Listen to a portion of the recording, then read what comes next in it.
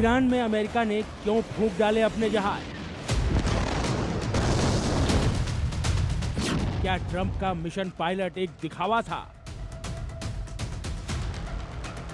क्या पायलट का रेस्क्यू एक कवर अप प्लान था? यूरेनियम चोरी का प्लान क्या रेस्क्यू मिशन में बदला? 150 मिनट बाद क्या इन सारे सवालों के जवाब दुनिया को मिलेंगे? जब राष्ट्रपति ट्रंप अपने पायलट के रेस्क्यू ऑपरेशन का कच्चा चिट्ठा दुनिया के सामने रखेंगे, या फिर ट्रंप अपनी ही कहानी दुनिया के माथे थोपकर चलते बनेंगे और लोग ये सोच सोच कर सिर धुनते रहेंगे कि क्या ट्रंप ने पायलट के लिए ही अपने 37,000 करोड़ रुपए आग में झोंक दिए?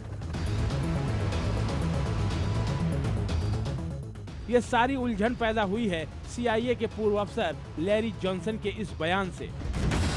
लैरी जॉनसन की इस बात में दम इसलिए भी लगता है क्योंकि जहां से अमेरिकी सेना ने F-15 के अपने पायलट को रेस्क्यू किया, वहां से ईरान के 2 परमाणु प्लांट बहुत दूर नहीं थे। अमेरिकी पायलट को दक्षिणी इस्फहान के पहाड़ी इलाके से रेस्क्यू किया गया। यहां से नतांज परमाणु प्लांट लगभग 120 किलोमीटर दूर है, जबकि फोर्डो परमाणु केंद्र की दूरी 200 किलोमीटर है। इसीलिए आशंका जताई जा रही है कि इस्फहान के रास्ते ईरान के परमाणु प्लांट में ट्रंप ने घुसपैठ की तैयारी कर ली थी।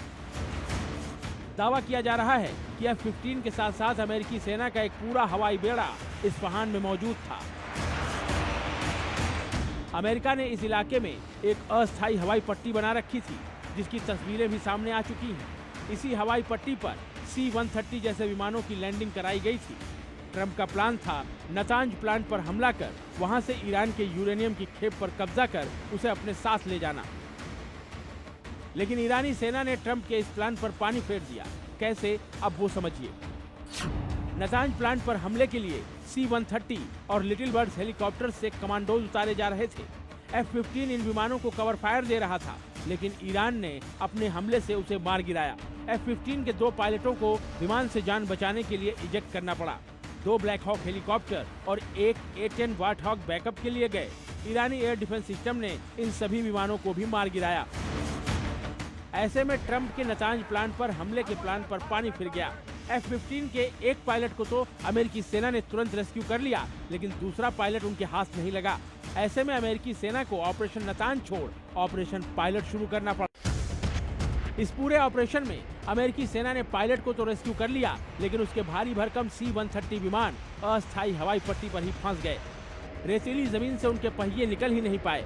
उन्हें निकालने की सारी कोशिशें फेल हो गईं। अमेरिकी सेना का दावा है कि ये विमान ईरानी सेना के हाथ न लगने पाए, इसलिए उसने उन्हें खुद ही नष्ट कर दिया।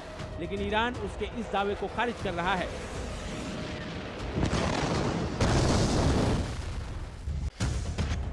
अमेरिका का दावा है कि अपने विमान उसने खुद नष्ट किए, जबकि ईरान का दावा है कि अमेरिकी विमानों को उसने मार गिराया।